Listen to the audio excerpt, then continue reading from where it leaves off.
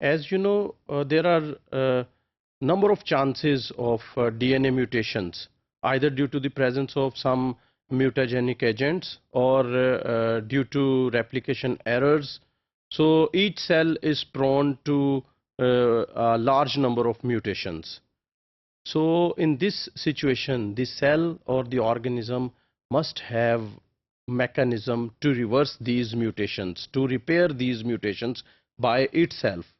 So such mechanisms exist, and the organisms, the cells have number of such mechanisms by which they repair their mutations. The first clue to the existence of an enzyme that catalyzes the direct reversal of DNA damage was reported by Albert Kellner in 1949. He was doing experiments on some bacteria, and in his experiments Kellner first irradiated bacteria with UV light at the doses that killed most of the bacteria. There are some wavelength of bacteria, wavelength of UV, and there is some dose of UV that can kill the bacteria. So he exposed bacteria to that UV, that dose.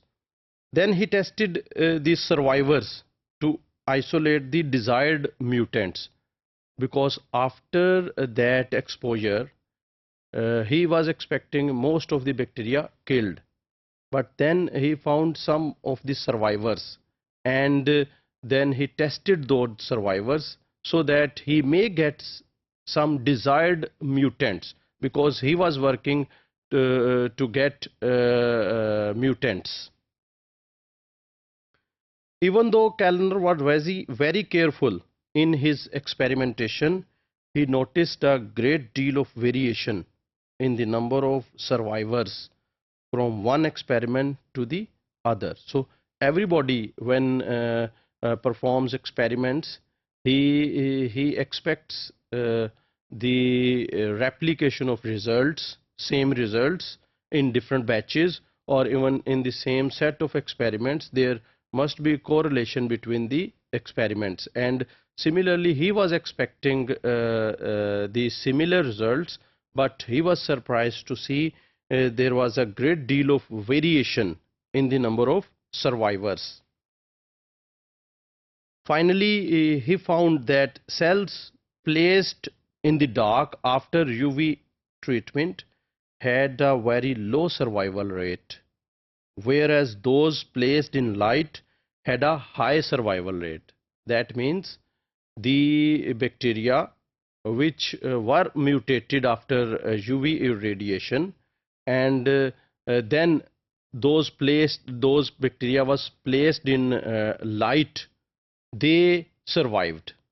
That means light has somehow corrected the mutations, while the plates UV treated bacteria were placed in dark. The mutations could not be repaired, and most of the bacteria were killed, and there were less number of survivors in those plates which are placed in dark. Exposure to light thus reverse the UV light's bactericidal effect, because UV light has bactericidal effect due to mutations.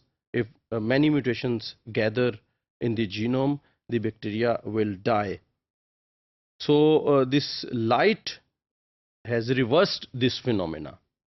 Similar phenomena was also observed by Renato Delbecco while studying UV irradiated phage T2. He was working on a bacteriophage which is called T2. Delbecco prepared multiple plates, each containing the same number of UV irradiated phages and sensitive bacteria. So when he was doing experiments, he irradiated phages and then plated these phages in the plates, and he added same number of phages in all the plates. The UV treatment was also same for all the cases, and the sensitive bacteria These are those bacteria which are attacked by this bacteriophage. The number of these sensitive bacteria were also same. So he was expecting that in all the plates the number of survivors should be same. And he then placed the plates in a stack under a fluorescent bulb in the lab. So he put all these plates in a stack, and then he put this stack under a fluorescent bulb which was present in his lab. Each of these stacked plates should have about the same number of plaques.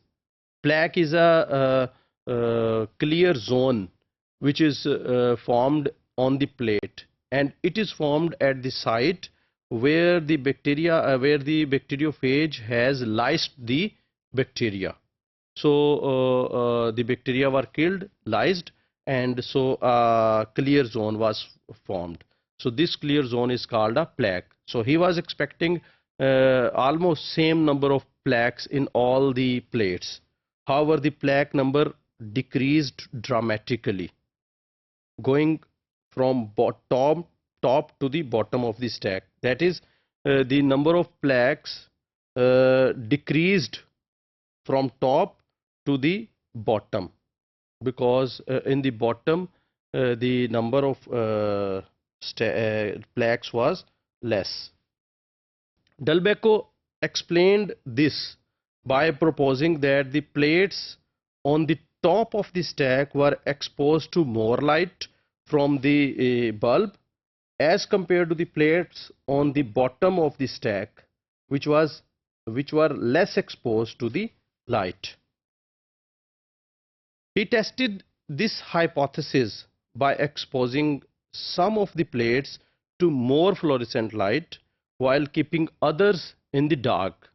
He had in his mind that the light has in some way repaired the mutations. So he was trying to test this hypothesis.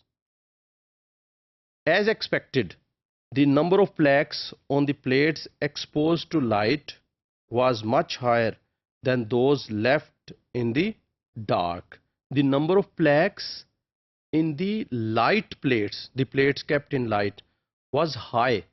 That means when he irradiated phage, the phage got mutated, but and the phage should not be able to attack the bacteria and lyse the bacteria. But when he placed these phages in light, light repaired the mutations in the bacteriophages and making them, enabling them to attack the bacteria. So the number of plaques was more. The bacteria were somehow using visible light to repair the UV damage DNA in the phage. So the bacterial machinery was used to repair the mutations in the phage, and with the help of light.